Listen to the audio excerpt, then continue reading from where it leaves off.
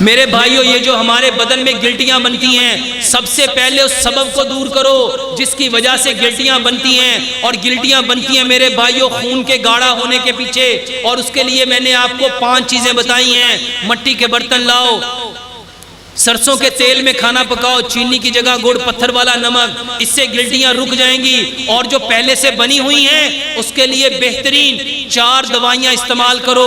पहली दवाई 100 ग्राम कलवंजी और 100 ग्राम मेथी दाना लो, दोनों को बराबर मिकदार में मेरे भाइयों थोड़ा सा कूट लो, 1 चम्मच मिट्टी के गिलास में भिगो दो।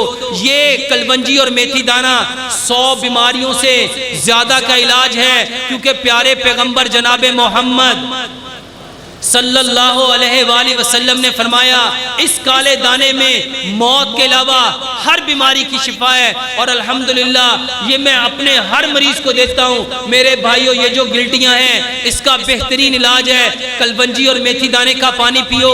दूसरे नंबर पे 4 चीजें लो, अदरक, लहसुन, पुदीना, अनारदाना, ये बेहतरीन चीजें हैं जो आपके पेट को भी साफ करेंगी, आपके खून को भी पतला करेंगी और आपके जिस्म से कितने टॉक्सिन को निकालने में हेल्प आउट करेंगी। ये चटनी बनाओ बराबर मिकदार में, अदरक, लहसुन, पुदीना, अनारदाना, इसको बराबर मिकदार में और हस्बे ज़ायका सब्ज़ मिर्च मिला के इसकी चटनी बनाओ। और ये चटनी सुबह और दोपहर हर खाने के साथ 1 चम्मच खाओ। तीसरे नंबर पे मेरे भाइयों, दोपहर में 3 दिन जूस पियो, 1 दिन लौकी का रस पियो।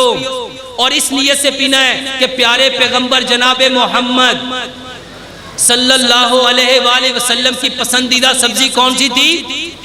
कद्दू था। मेरे भाइयों, ये कद्दू आपके जिस्म के अंदर जितनी एसिडिटी है, ये अल्कलाइन प्रॉपर्टी रखता है, आपके एसिड के साथ मिलके उसको न्यूट्रल करेगा। 1 दिन लौकी का रस पियो, 1 दिन खीरा और पाइनएप्पल का रस पियो, 1 दिन सेब और चुकंदर का रस पियो।